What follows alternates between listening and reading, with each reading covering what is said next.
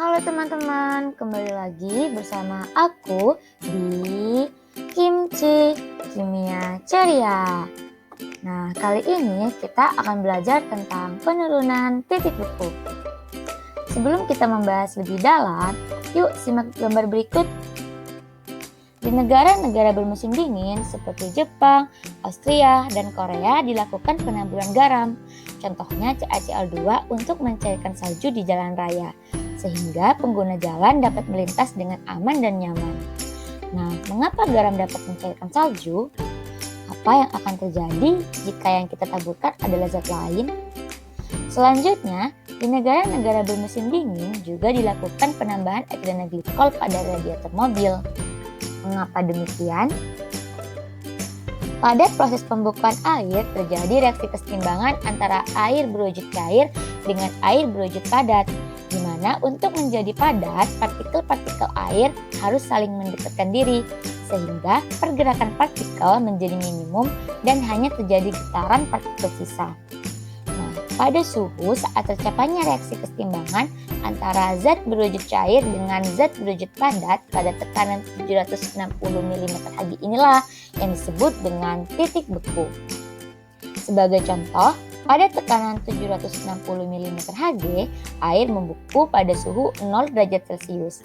Artinya, pada suhu 0 derajat Celcius ini terjadi reaksi kesetimbangan atau reaksi dua arah antara air berwujud cair dengan air berwujud padat. Lalu, apa yang akan terjadi jika dalam air ditambahkan zat terlarut seperti gula?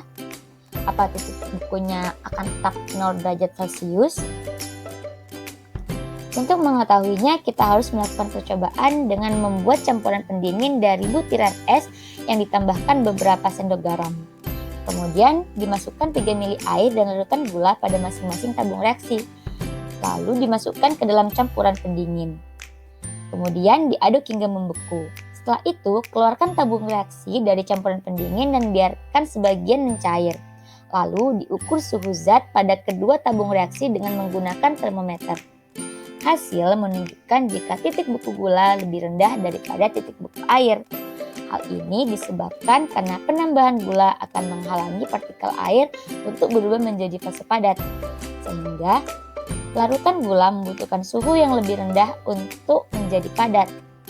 Dari hal tersebut dapat disimpulkan jika penambahan zat terlarut dalam suatu larutan gula akan menurunkan titik beku larutan. Selisih titik beku pelarut dengan titik beku larutan disebut dengan penurunan titik beku, di mana delta TF sama dengan TF pelarut dikurangi TF larutan, atau delta TF sama dengan TF0 dikurangi TF. Menurut hukum Beckmann dan Roth bahwa penurunan titik beku dan kenaikan titik didih berbanding langsung dengan molaritas yang terlarut di dalamnya. Untuk larutan non-elektrolit, rumusnya ialah delta TF sama dengan M kali KF. Sedangkan pada larutan elektrolit, rumusnya adalah delta TF sama dengan M dikali KF dikali I. Di mana TF larutan adalah titik beku larutan, TF pelarut adalah titik beku pelarut, delta TF adalah penurunan titik beku, M adalah molaritas larutan, KF adalah tetapan penurunan titik beku molal, dan I adalah faktor Van Hoff. Seperti yang telah dijelaskan sebelumnya, penambahan zat terlarut dalam suatu larutan akan menurunkan titik beku larutan, sehingga inilah yang menjadi dasar dua peristiwa yang ditampilkan di awal. Pertama, di negara bersalju, penambahan garam di jalan raya seperti CaCl2 akan menurunkan titik beku larutan atau cairan di jalan, sehingga pada suhu 0 derajat Celcius, jalan belum membeku dan masih aman digunakan oleh pejalan kaki ataupun dilewati kendaraan. Begitu juga dengan penambahan etilen glikol pada radiator mobil. Penambahan etilen glikol dapat menurunkan titik beku larutan radiator mobil, sehingga pada suhu 0 derajat Celcius, radiator mobil tidak membeku dan mobil masih dapat digunakan. Selanjutnya adalah contoh soal. Contoh soal yang pertama, dimasukkan 18 gram glukosa dengan mR 180 ke dalam 1000 mili air. Lalu massa jenis air sebesar 1 gram per mili dan KF air sebesar 1,86 derajat Celcius per molal. Lalu tentukan titik beku larutan tersebut. Pembahasan. Dari soal tadi diketahui gram glukosa sebesar 18 gram, mR 180 gram per mol, F air sebesar 1000 mili, dan Rho air sebesar 1 gram per mili. Lalu dicari massa air dan didapatkan sebesar 1000 gram, dan kemudian dicari delta TF dan didapatkan sebesar 0,186. Lalu contoh soal yang kedua, diketahui KF air sebesar 1,86 dengan ARH1, C12, dan O16. Titik beku larutan dalam radiator mobil yang berisi cairan dengan perbandingan 62 gram ethylene glikol dalam 500 gram air adalah. Pembahasan.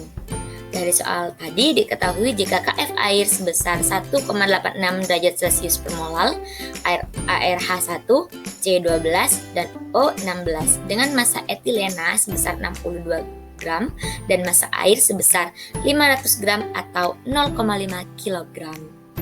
Lalu dicari mol dengan cara massa dibagi mR. Mula-mula dicari mR ethylene glikol terlebih dahulu dan didapatkan sebesar 62. Setelah itu dimasukkan ke rumus mol dan didapatkan mol sebesar 1 mol. Setelah itu dicari molalitas dengan cara membagi mol dengan massa pelarut dan didapatkan molalitas sebesar 2 molal. Setelah itu dicari delta TF dengan cara mengalihkan molalitas dengan KF dan didapatkan sebesar 3,72 derajat Celcius. Nah, dari situlah dapat dicari TF larutannya, dan TF larutannya didapatkan sebesar minus 3,72 derajat Celcius.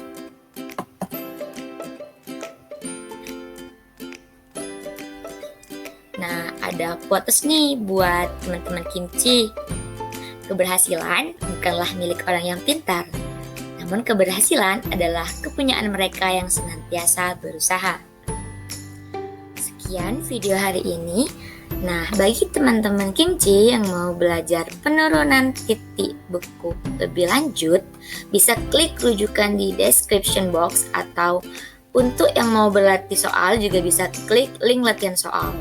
Thank you for watching. Jangan lupa like, comment, share, and subscribe. See you!